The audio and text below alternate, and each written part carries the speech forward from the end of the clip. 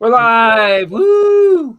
Woo! Not really. It's not even a full woo because it wasn't much of a woo on Sunday. There's not enough woos to go around. It was a boo on Sunday. It was a major boo. But we're here. We're back after we took our bye week last week. And didn't look like we took a bye week.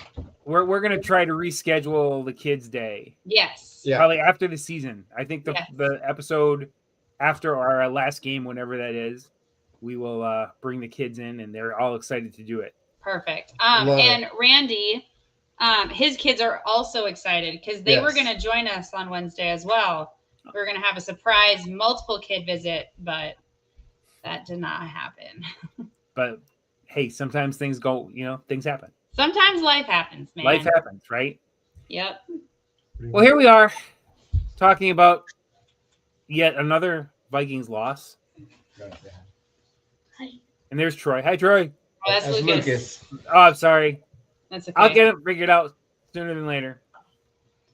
It's okay. They're both adorable and look kind of the same. All right. No, you're in your go. You're in your undies. Go. Sorry. It's that kind of a show. Woo! Yeah. Well, on the good news is the team has not lost 2 in a row yet. The bad news is they haven't won 2 in a row yet. Fair. Getting us to the 3-3 record. The good news, Carson Wentz has never lost on Thursday Night Football. The bad news is the Vikings haven't won on Thursday night in 47 years. On the road. These are great. These are great juju bits and pieces. It could go anywhere. And the last time the Vikings had a short week and had to go to Los Angeles, we know how that played out. Yeah. Maybe you're not making me feel any better about on the plus side. On the plus side, it's the Chargers, and they're about as volatile as we are. Fair. Yeah, they are, but they also have a better quarterback than the Eagles had in terms of throwing the football. And arguably a worse defense. Yeah. It should be an interesting game on Thursday, and we'll get to that in a little bit. Yeah. Guys, what do we take away from this game on Sunday? That I think, in all honesty, we could stop a tush push. I think that's what we can take away from it, is that we could stop, when push comes to shove, we could stop a tush push. Because they only really attempted 1. No, right? 3. No, because the other ones, there were false starts, and they didn't actually get them. There's still attempts. Oh, okay, well, I think we stopped the tush push the first time, but there's just too many bodies to really tell, but it didn't look like. I don't think he made the line of the game. I don't think he made it either, and they false started on that one and got away with it anyway. Yeah. So I think something we can take away is that we figured out how to stop a tush push. Yeah, if you lay a body down on the line of scrimmage, put a 300-pound man down and let everybody fall on top of him. It was the most unique strategy I've seen for it yet. And in all honesty, it's something different. Yeah. It's not the same old, we're going to try and go head-to-head against them. It's we're going to try and make something happen. Yeah. We're going to outsmart them. Yep. And I think they did. The best way to stop it is don't let them get in that situation. Yeah. Yeah. No. Yeah. And I think if we would have faced the tush push again, I think it would have been stopped again. And I just don't feel like I don't think they got that first one. But I think it's just so much of a habit that they're like, oh, yeah, they got the tush push. Yeah, it's an automatic. I know. Yeah. That's the one bright spot I saw on defense. Well, 2 bright spots. They held one of the best running backs in the game to 44 yards. Yes. Yep. On 18 carries. Yeah. So he didn't even average 3 yards a pop. Yeah. Which was a shocker because our run defense this year has not been great. And after those first few drives where he got 8 yards and 7 yards, and I was like, or maybe 6 yards or whatever, I don't entirely know, but I was like, shoot, this is not going to be fun. It was just not fun in a different way. Yeah, it was. And I'm sure Cora is going to have something in her segment about the defense and the strategy that we went with for Sunday. Because Yeah. I didn't like it. No. I thought the strategy for defense was terrible. Yeah. Yep. You can't leave a guy out on an island like that. No matter how good he is. You got to give some help. Yeah. The 37-yard touchdown on 4th and 4. You let one-on-one against Josh Metellus, who's God, we love him because he can do everything, but that is not your best matchup. No. Nope. Metellus one-on-one with AJ, but that is not a good idea. Mm-mm. That is a bad plan.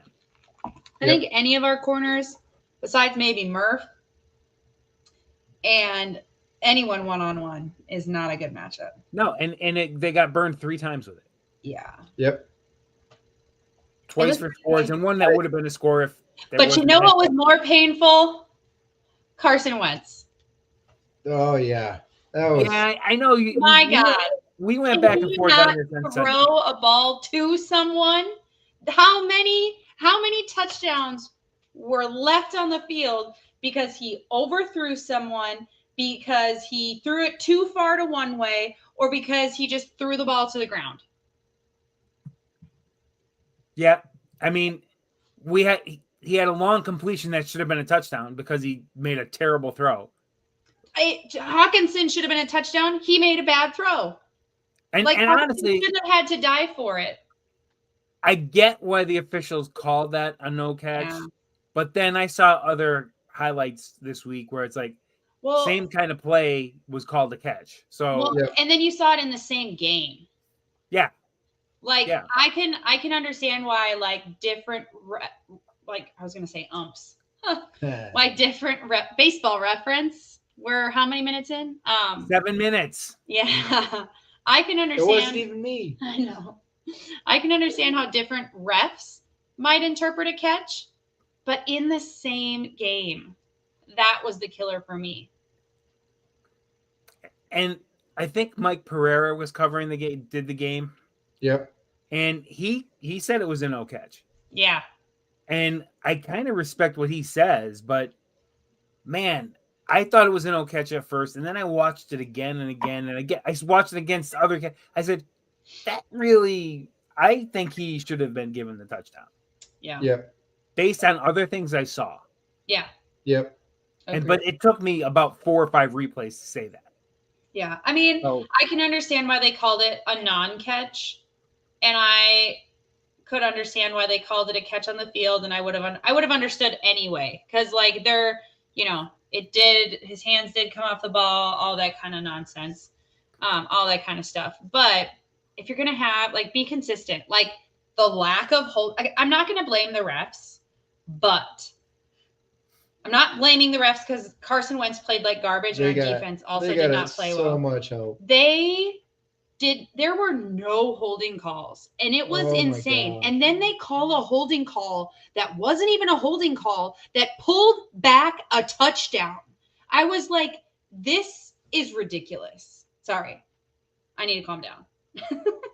No, it's okay. Where you let it out. We want this team to do well, and we saw things on Sunday that are keeping them from doing well. There are parts of me that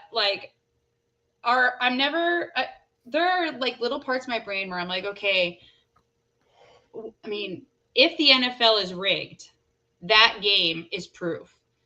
Now, it's not 100% because we did play bad and Carson Wentz did throw like crap and make bad decisions. But that flag that they threw on the touchdown and we pulled it back, that was a momentum killer. Yes. Yep. That was a momentum killer. And it makes me so frustrated because you can't rig NFL games, but yes, you can. There are ways.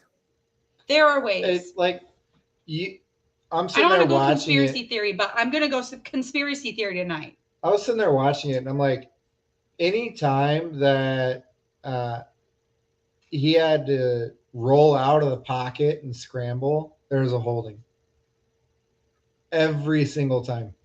Carson and it's no. Jalen Hurts. or Jalen Hurts? On Hurts, Hurts. okay. When Hurts was scrambling. And it was, I mean, our Vikings guys are like hands in the air, like, and they're sitting there, arms wrapped around them, holding them, not letting them turn. And it's like, what are we doing? Like, Yeah, it was what are we frustrating. doing? It's the famous. There's probably holding on every play. They just choose when and how they're going They to just call it. choose Oh, game you and can't- or oh, important plays to like call a holding. I get that there's some, but when it affect, like, I get there's like a lot of holding calls, But that then just don't happen call it. away from the ball, but they don't call it because it's like that's the stuff that always happens. But like this was stuff that was legitimately affecting a defender's ability to make a play on the ball. And then it's like, okay, if you're not going to call it, fine.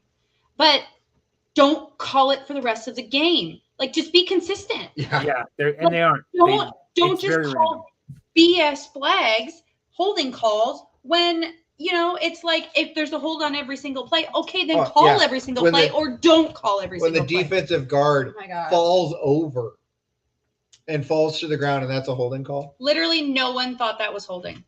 Not a single person that we listened to. And Greg Olsen was pissing me off. Yeah, he was. I wanted to put a Oh little my gosh. sock in his mouth and say, shush. I've never heard an announcer favor a team so much. I mean, most of the time they favor people who aren't the Vikings. He was blatant, though. Like, he was bad. I wonder what he has against Minnesota. Maybe it's because all of the former Minnesota Vikings players went to the Panthers while he was there. And he was just tired of getting old, washed-up Vikings players. I feel like it was a funnel. Vikings players would always end up on the Panthers. Yeah. I don't know. It was a frustrating game to watch. It was. Yeah. It was just frustrating. It Too was many not. third and longs where they gave up first downs. Again, one-on-one coverage. And then it was like, before, it was like 2 minutes and some teen odd seconds. And I'm like, why are we not, number one, doing a timeout?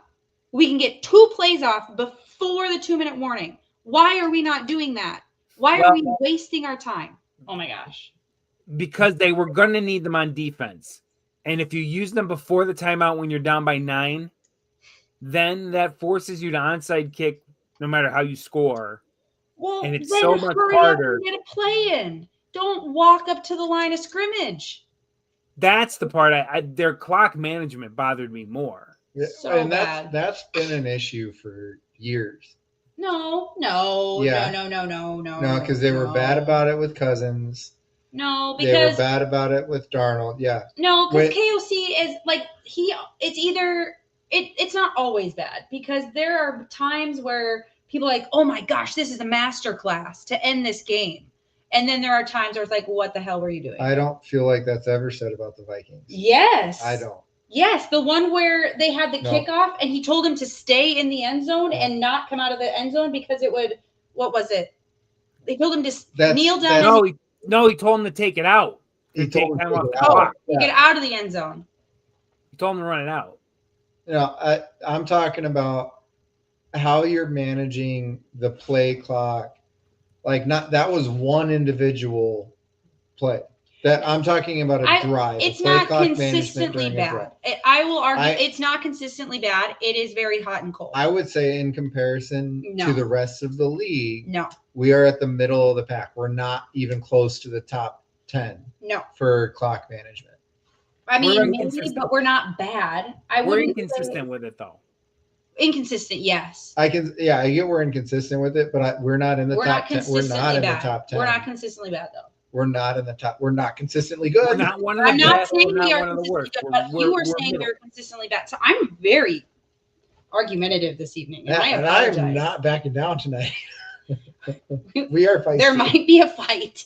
There might be a fight.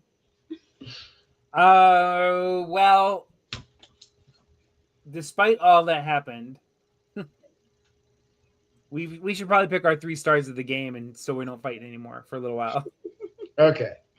So, as we always do, we start ladies first. Cora, who is your star of the game? I'm gonna steal Mr. Addison. Yeah, he was solid. Yeah. He led the team. 9 grabs, 128 yards. I get that one totally. Yep. And a ton of his grabs were like, he had to adjust. Yep. So not only did he play really well, he played really well needing to adjust. Like it wasn't just like in his hands. Yeah, it was. If nothing else, it was nice to see Carson Wentz find him. Yeah. Just even if he wasn't finding him perfectly, he was finding him. Yep. All right, I like it. What do you got, Dan?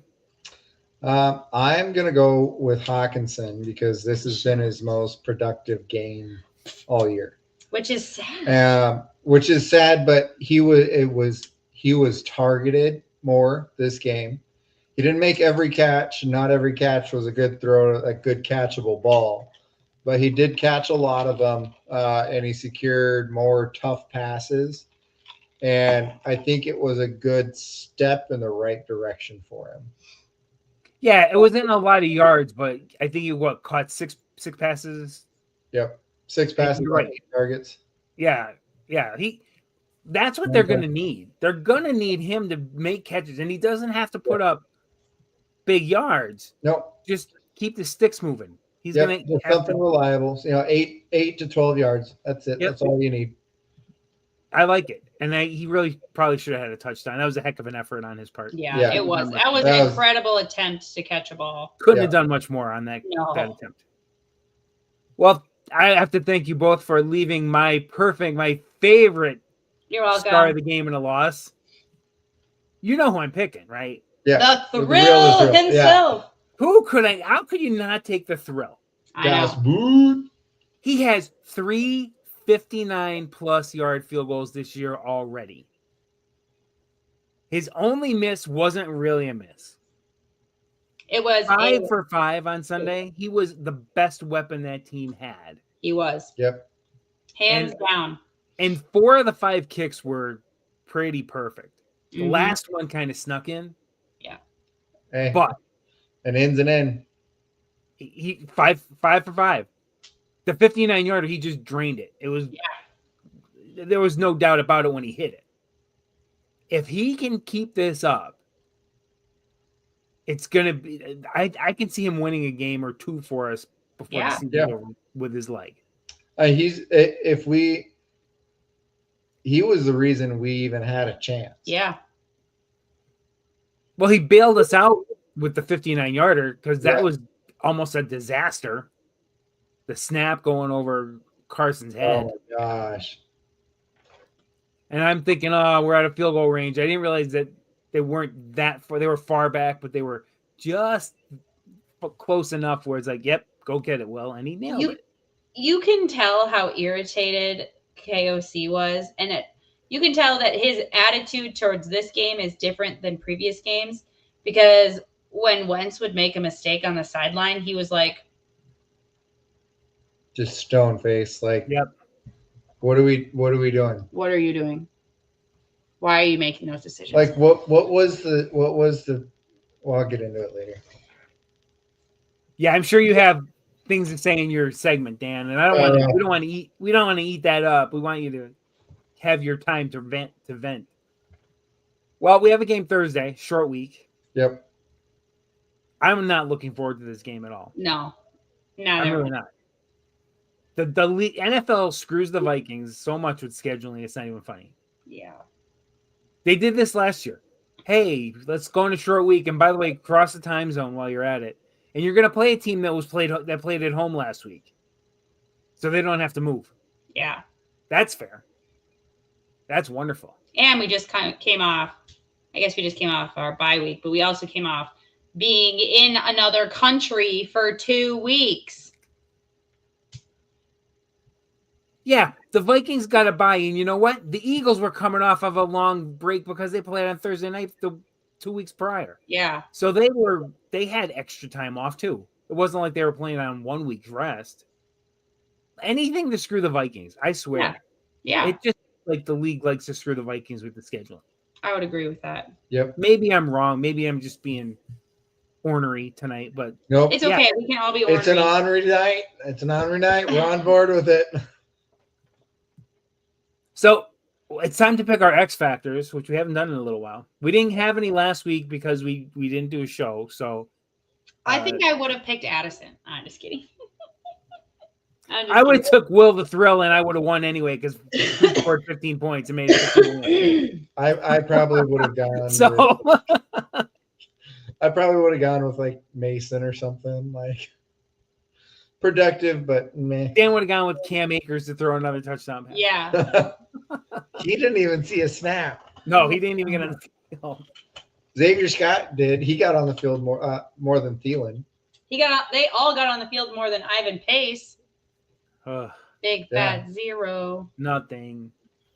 Well, Cora, you are the last one to win the X Factor. Let's go. So you get to pick first this week. What do you got for Thursday? Who's going to be the guy? So I feel like this is going to be a typical Vikings game where everyone is like, oh my God, this is the worst thing ever. I hate this team. But then somehow they come out and just play lights out. So as much as I hate to say it, I'm going to say Carson Wentz is going to be the X factor. And I think he's going to have an insane game. I think it's just how it is with the Vikings. Am I allowed to pick the quarterback?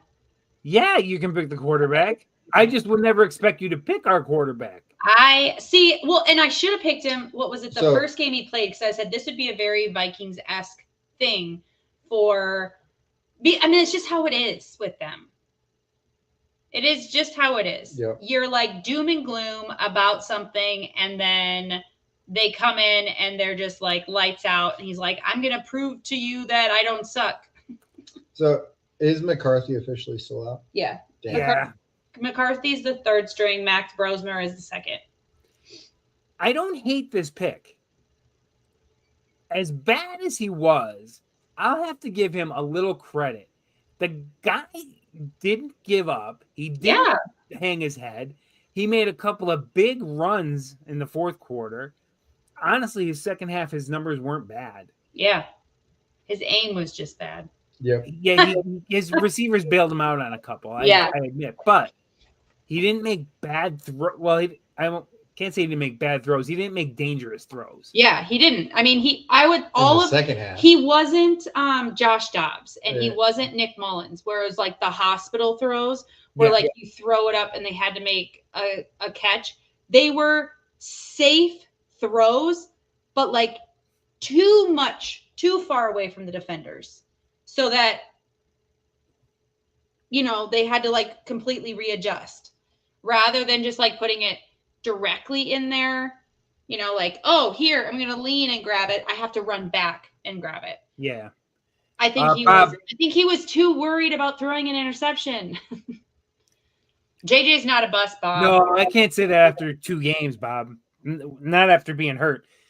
If he keeps getting hurt, I would say he's a bust, but I'm not going to say based on performance after 2 games, he's a bust. I think, the first game, he had a really good quarter. And he just had a couple of good quarters. But like he just hasn't played with a good offensive line. Yeah. And I think it just makes him, I think he was played a little scared because of his knee, and that got his ankle hurt. And I think that could be part of the holdup of why he's not back, is obviously a high ankle sprain. Those are like worse to come back from than a lot of, like Anthony Barr was on Twitter today saying it's like the worst ankle injury to come back from because it can linger for months, weeks or months. And so like, it's almost better to just break your ankle rather than getting a high ankle sprain, because then you're like, you have a set amount of time where you recover and then it's usually healed, where the high ankle sprain, it could just linger for a while. So I guess we will see. Yeah. I'm picking Carson Wentz.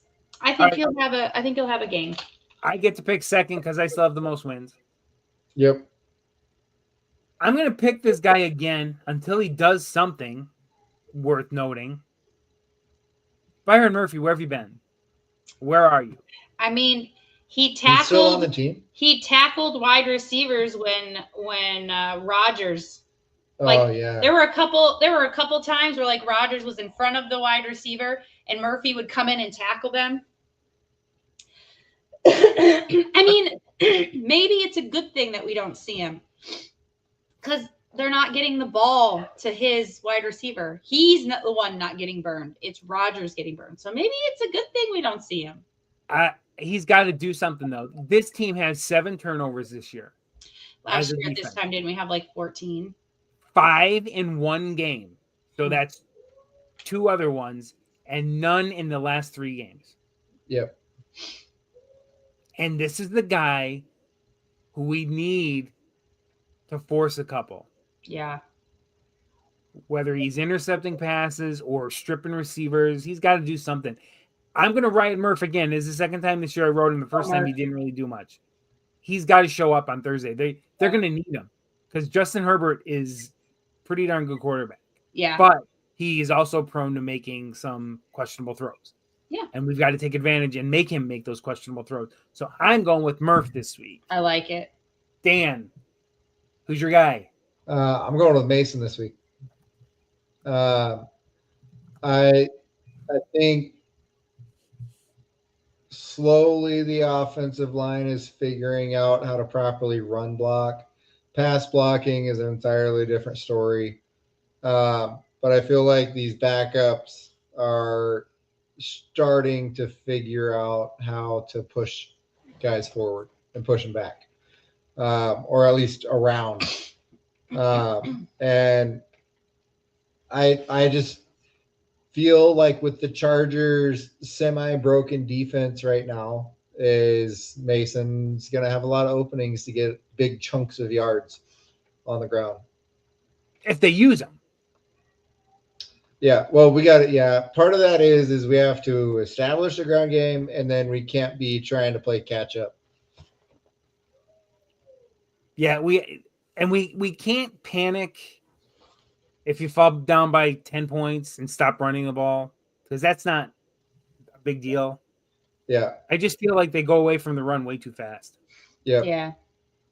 And especially with Carson Wentz, who you really don't want throwing 42 times a game. Right. no, That just sets him up for chances to really putz up. yep. All right, we got our 3 in. Segments time. Dan, you are so offensive. Yeah, this was frustrating.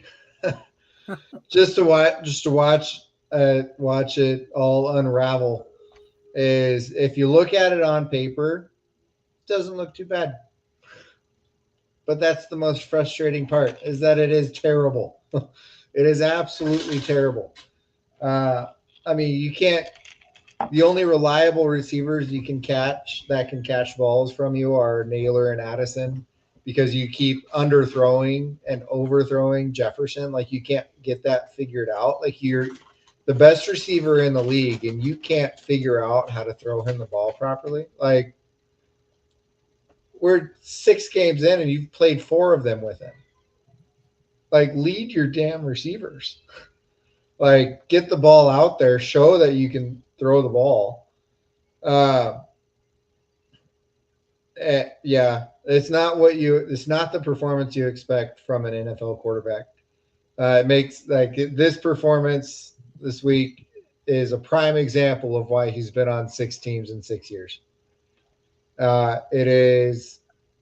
It's volatile. You don't know what's going to happen.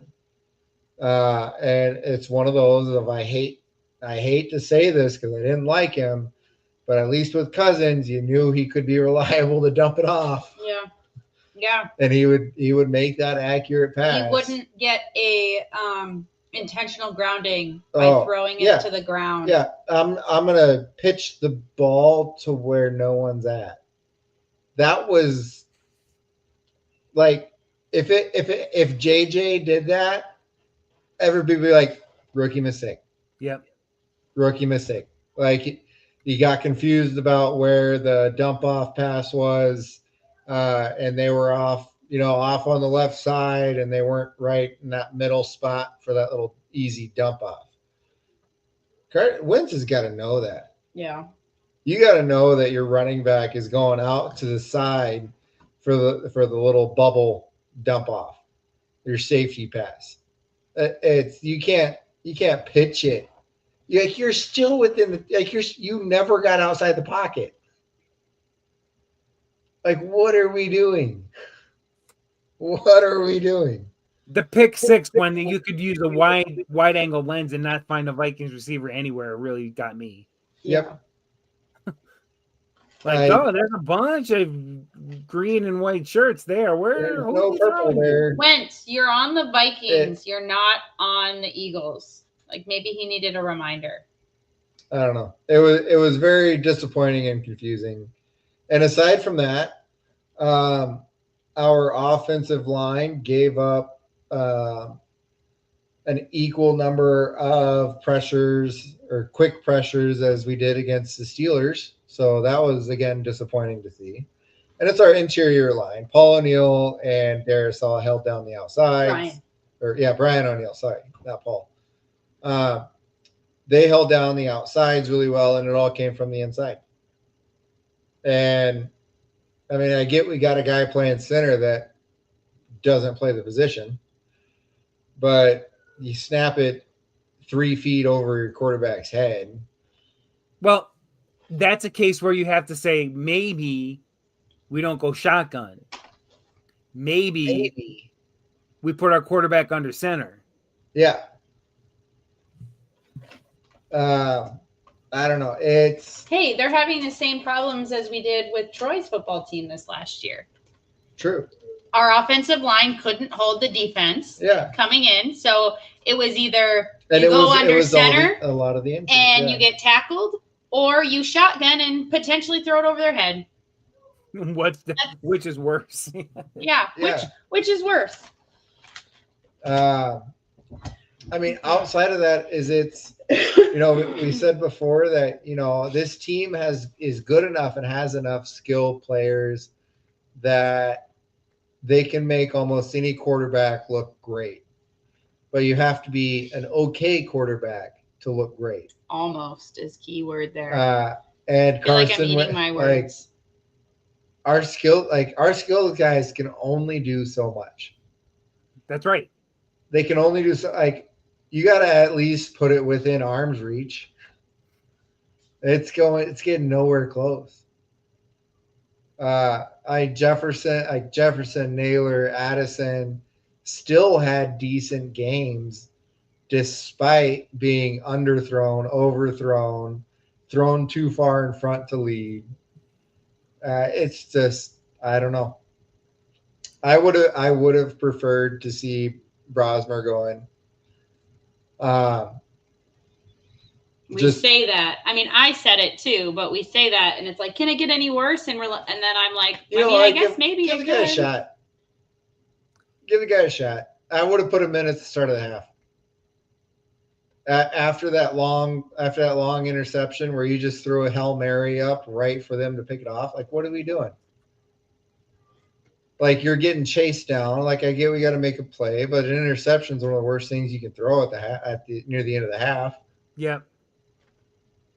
No, I don't know. I would have said, "Hey, it's yours until you fuck it up." Sorry, language. Here's your shot. It's yours until you screw it up. We aren't the head coach, and he may have just feel like Max is not ready to be out there. He may have felt he had a better chance to win the game by leaving Wentz out there and working things out. Yeah. And again, we just said he didn't have a terrible second half. It wasn't as bad as the first half, but it still was not good. But would Max have been any better? That's fair. Would you have gotten more out of Max? The same first half, and then we would have. I would have. At this point, I'm willing to say, let's find out. Let's find out. If he is, okay.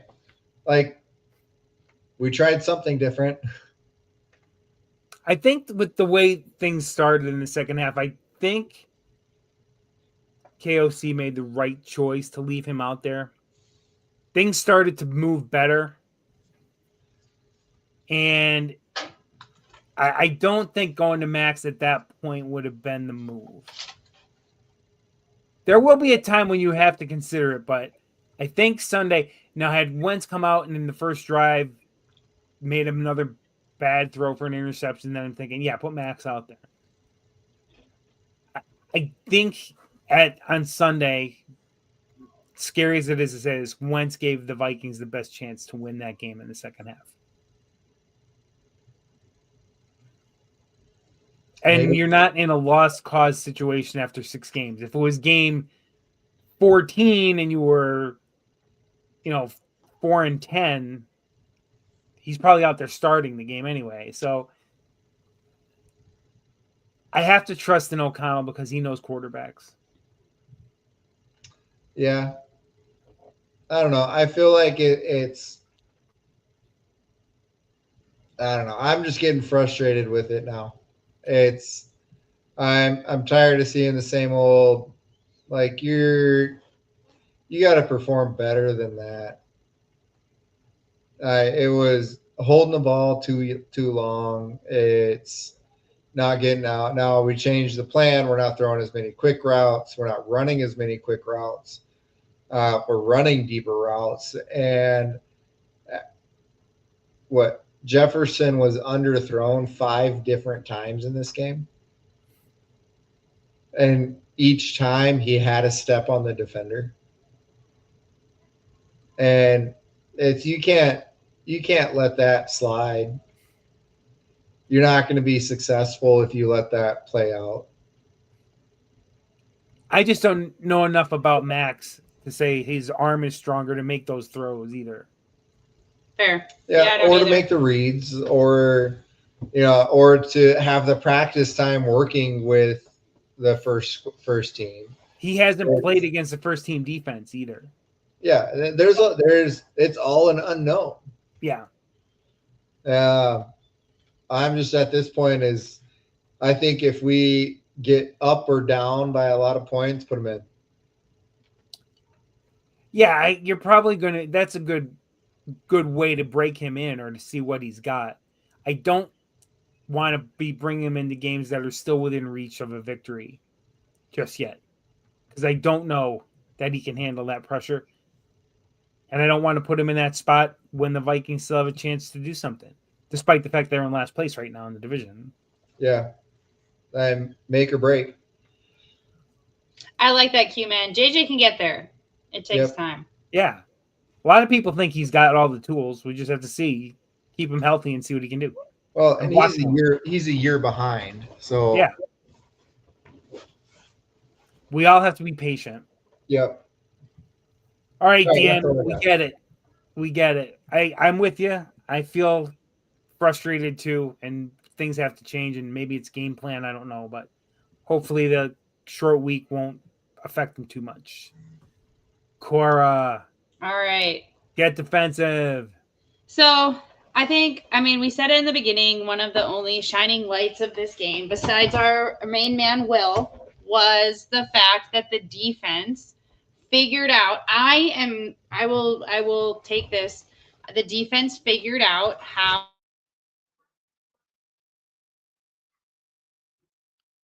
And Dan and Cora just looks like technical difficulties with Dan and Cora. Hopefully they will get back soon.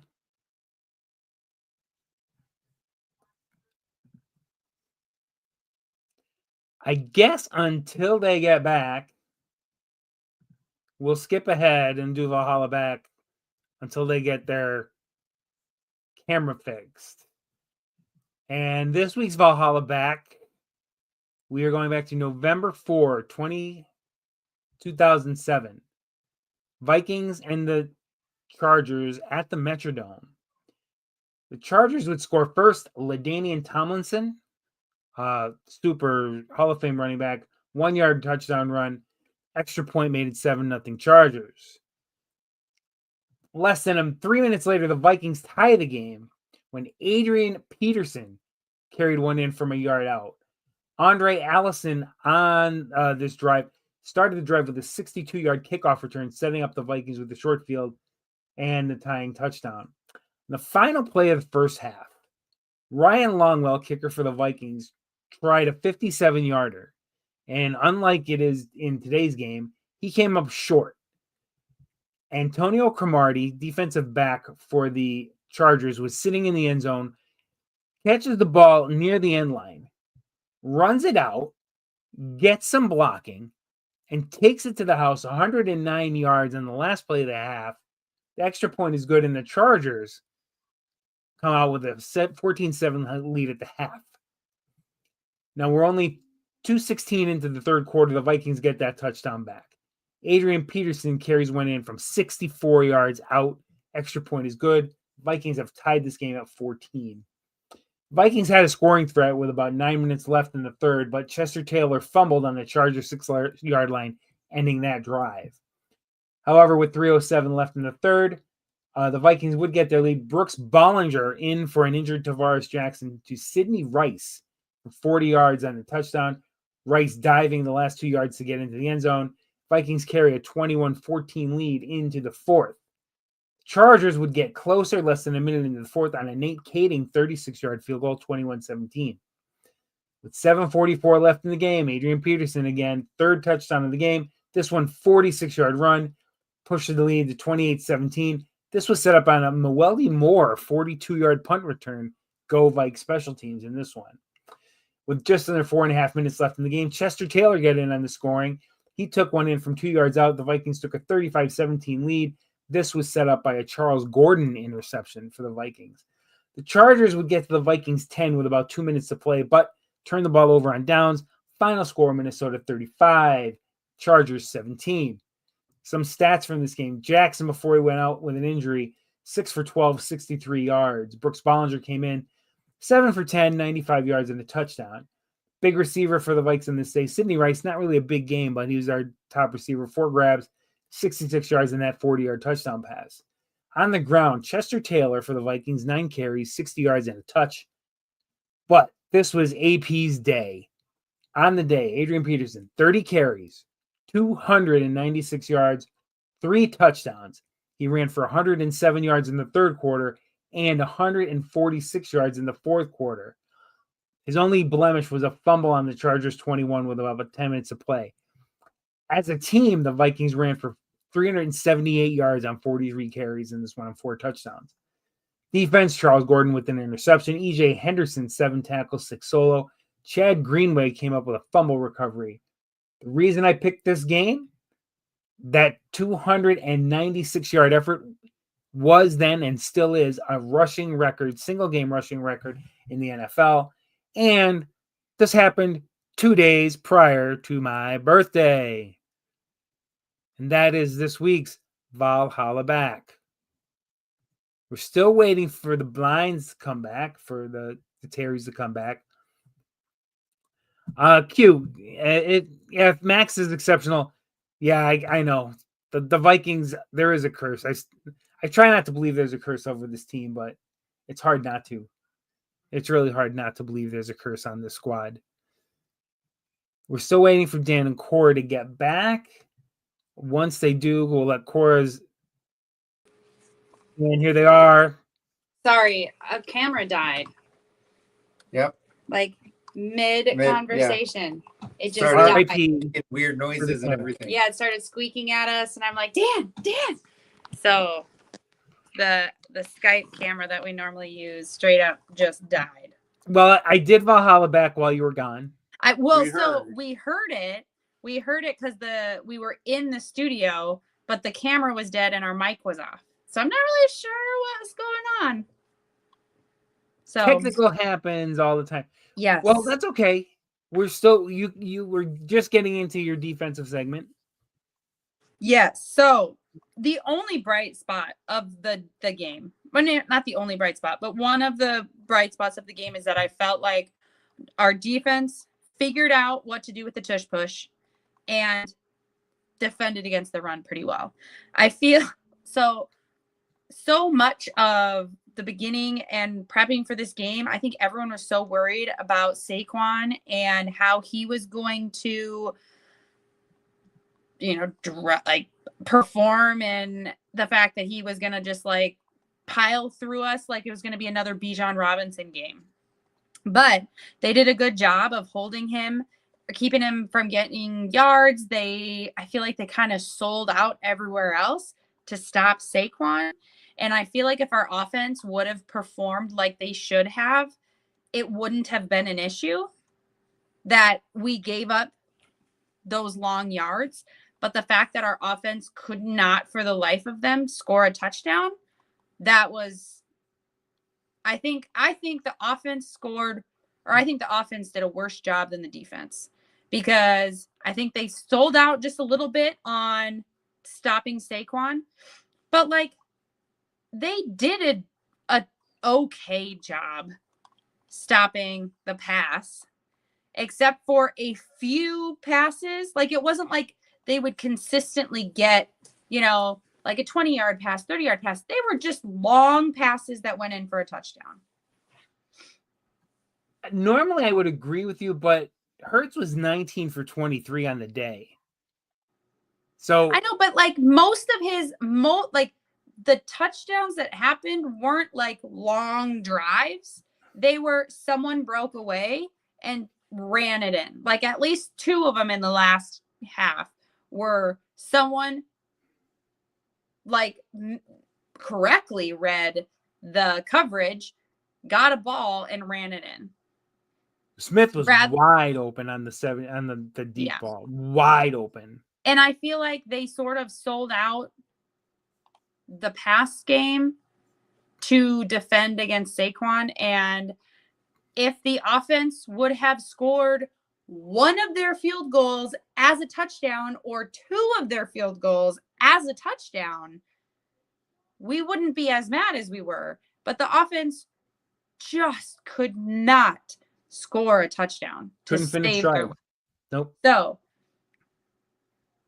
I think their game plan was probably the correct game plan coming in, but the offense was so awful in scoring touchdowns that their game plan wasn't working. And then it just exploded. You make a good point. Maybe Beeflo felt he needed to do something a little more dangerous on defense to hopefully cause something to happen because the offense wasn't scoring. I don't know. It didn't work. No. I wasn't crazy about what he was doing with the defense in terms of coverage. They did sell out on the run. I think on the broadcast they showed they had 8 men in the box often because they were selling out to stop the run. They were going to make Jalen Hurts beat them. Unfortunately, he did. Yeah. So, I think I would have loved to see the tush push happen again, for them to try and stop the tush push, because I think that worked. And I think that I will be interested to see what happens this next week with people who play the Eagles to see if other teams now implement that. Yeah, that's the thing. Yeah, did the Vikings show other teams something that they could use? Yeah, because literally nothing had been working. And even if the ball actually did cross the first down marker, it was not as obvious as every other tush push has been. No. This was the closest tush push I have seen. And granted, I don't watch the Eagles, but this was the closest tush push that I have seen of any of them that I've watched. And there are a lot of primetime games and stuff like that. So I don't know. I feel like this is a really good demonstration for the rest of the league to stop the tush push. Just get somebody down low, literally down on the ground in front of it, and see if you can, like you said, roll it up or whatever. Yeah. Almost like a speed bump. The thing I'll be most excited about would be to watch to see if other teams implement that. Who do they play next week? I'm not sure who the Eagles have next week. I don't follow their schedule that closely. So I don't know who they'll be playing Sunday. Let's see. but I will be watching. The Giants. Oh, the Giants are back. That's right. They play them Yep. like twice in 3 weeks. Holy smokes. One of those quirky NFL scheduling things that they've done in the past. And then they play the Packers on the 10th. All right, I hope the Packers don't figure it out. No. They probably will. They will, because that's what They happens. play Because Vikings. almost the entire NFC North. Who are they missing from that? The Bears. They play the entire NFC North. Yeah. Well, that's the matchup this year. Vikings, The Giants, North versus the East. Packers, Lions, Cowboys, Bears.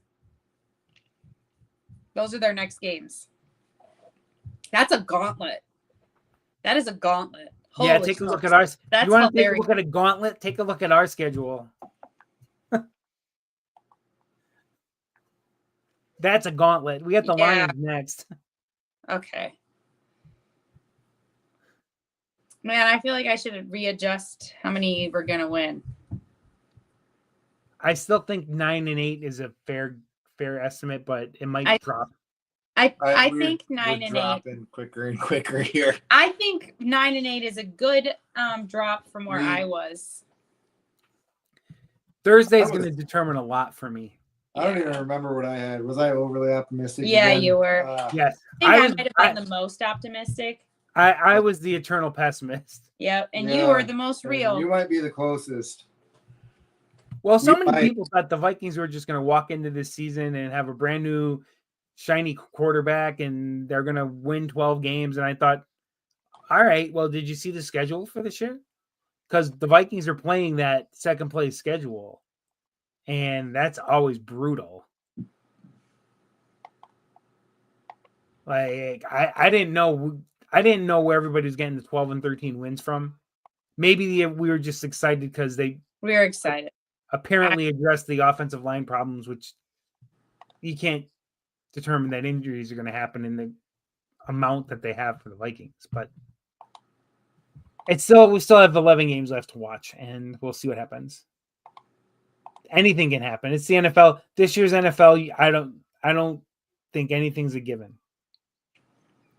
I really don't. I don't know if we want to talk about this or if we want to just go to predictions, but I'm a little upset about our fan base and how they reacted to Isaiah Rodgers on Sunday. Yeah. Yeah. I mean, that's never okay. No. That's Nope. never okay. And then the fact that he came out, it makes me embarrassed to be a Vikings fan because he came out and he said that he has gotten the worst DMs on the Vikings than on any other team, which is incredibly embarrassing as someone, a member of this fan base, considering he also played for Philadelphia. And like, while Philadelphia, I don't know the vibes of like whether they're have racist comments or not, but they're known for being an aggressive fan base. Yep. And a mad fan base and an angry fan base. And the fact that we are actually worse than them, that's embarrassing. I mean, I hear about Minnesota nice all the time, and I experienced it. I've been out there, and there are really amazing people. And to hear, like you said, that this is the worst in terms of DMs he's ever gotten, it's sad. It's scary that there are people out there like that. I know. Well, and then you know it's not just one. You know it's not just one person because he wouldn't say that about just this DM. I don't know. Yeah, it was multiple. Somebody said he should call them out. He said there are too many to call them out. And then that's terrible. That's awful. I felt, like you said, I felt embarrassed as a fan to hear that. Yeah. Was I upset that he had a rough day? Sure I was. Yeah. Sure I was. Did I stand in my living room and yell, "Oh, you got to be kidding me"? Yeah, I did. Yeah. But it has nothing to do with him as a man, as a human being. No. And honestly, in the heat of the moment, to yell, "Oh, I can't believe it," I don't think that's as bad a thing. once you sit back, it's like it's football. He's not Yeah. trying to make mistakes. He's not trying to. He didn't get a lot of help out there. If it weren't for him, he helped us win a game just a few weeks ago. He was great. People have bad days at their jobs. It was a bad day for him. I'm not gonna say anything mean and nasty about it. Just hey, shake it off and have a great game on Thursday. Yeah. But I hated to hear people who's apparently don't have enough going on in their lives that this overwhelmed them and overtook them and made them feel that this was appropriate and right to say.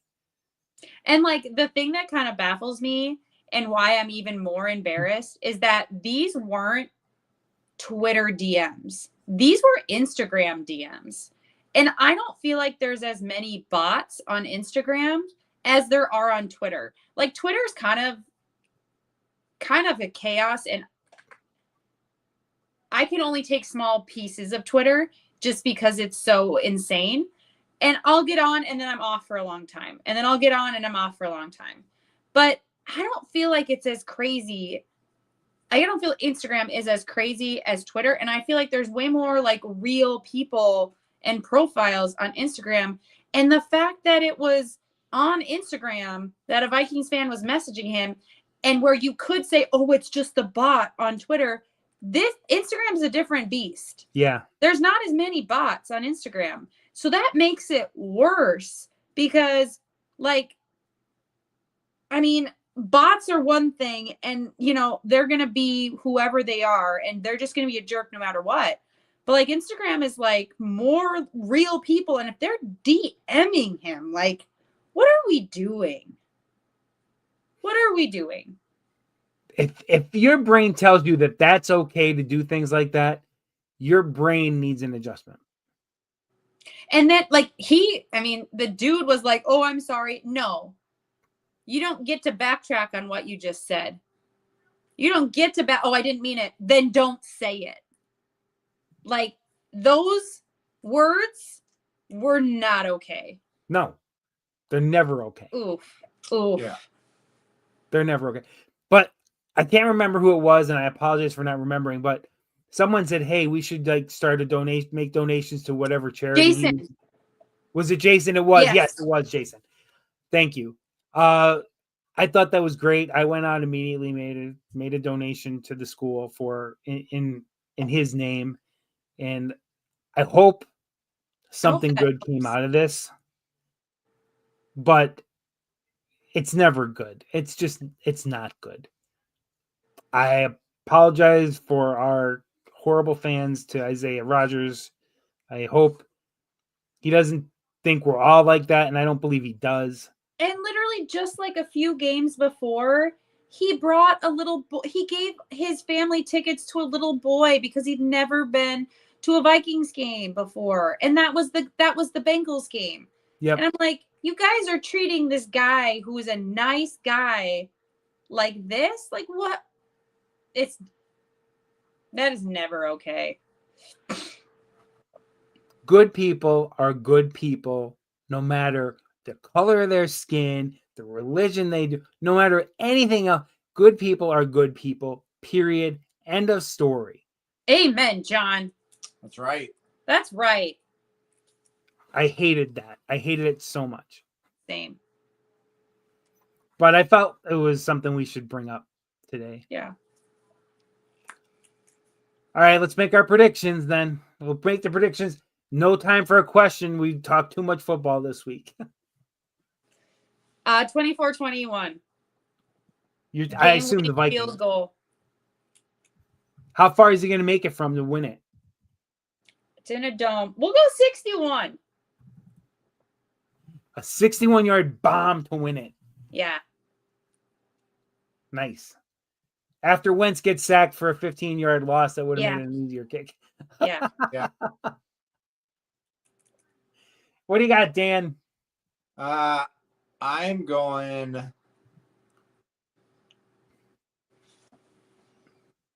I think it's going to be 34-21 Chargers. Wow. Rude. Yeah. I don't have high hopes against Herbert. And I don't have high hopes for Wentz. I think it's one that is both defenses are beat up. They're tired. And I think Herbert picks us apart. And I think Wentz misses opportunities. Hey, you're just being as honest and real as you can. I don't knock it. The Chargers used to be your AFC team. Yep. You still kind of are. I still like Herbert. Well, Corey, you're not going to like me either. It's okay. That's okay. I'll hold down the fort of positivity. We have to travel 4 days going to a new time zone to Los Angeles, and we talked about it earlier, where bad things happened last year. The Vikings have not won a road game on a Thursday night in 47 years.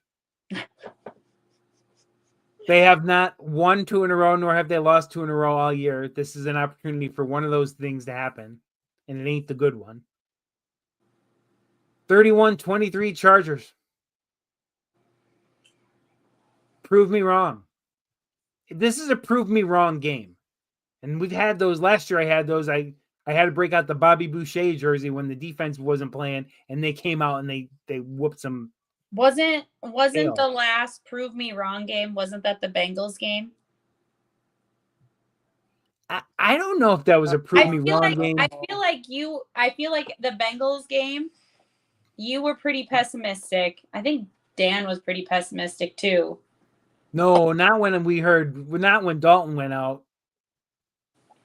Not Dalton. Burrow. I always say that. I always say Andy Dalton. I always go back to Andy Dalton. I don't know why. Yeah, when Joe Burrow was gone, I wasn't really too concerned about it. I was a little slightly worried about the old backup curse that the Vikings have. But honestly, that game at home against the Bengals, I really wasn't worried about it. Okay. That's fair. This is that game. This is this. Can you stand up, step up, and not have 47 years of negative events on Thursdays on the road happen? Right? Yeah. Can we break the cycle? Can we break the cycle? Can we not let our corners play one-on-one against fast wideouts and hope that things work out? Can we make the adjustments on defense? Can we make a game plan adjustment on offense to get more touches for the running backs and to get the more safer passes for Carson Wentz, which he did in the second half, which was okay, but they weren't. And can we finish drives? Yeah. Can we let Will watch the game for a little while instead of being out there 5 times to kick field goals? This is that game. Show me what you got. Yep. Show me some bounce back. We gotta get in the gotta figure it out in the red zone. Yep. You know, the Falcons game, okay, right? They just were flat. And they came back with a win the following week. Then they played the Steelers and they were flat. And honestly, the game against the Browns, they were flat. But they were gritty enough to pull one out. Yeah. So this is the game. Let's hope we can win it. I always hope we can win it. I hope they can win every game. I'm going to be cheering for it. I hope they can win every game. We got to watch it with my cousins tomorrow. Yep. I'm going to watch it by myself and hope I don't yell at the TV too much. Oh, we'll be yelling. We will have people over and we will still be yelling. I don't want to scare Vic. He's still learning all this football stuff. So. You got to break him in early. He looks at me funny as it is now when I'm watching football. He doesn't need to hear me yelling at the screen when they can't hear me. So we will. Coaching advice, though. Eventually, we'll get to the Nostradamus question again, but we've had a lot to talk about in these last few weeks. Yep, a lot of events, a lot of. Yeah, I mean, there's more to talk about when you're losing. There's more to pick apart. Even when we're winning, and it's when there's just a lot of uncertainty with this team right now, Yeah. and there is a lot to pick apart, win or lose. Yep. But people don't want to hear us talk about food for 20 minutes anyway. So, Or do they? I don't know. they might if this trend to not playing well enough to win continues. They may be saying just get to the food stuff. So Yeah, let's get to the food stuff, guys. we may have to accommodate that. Yep. All right, folks, that's enough. Take us out. Go. Go. See you guys next week. Go.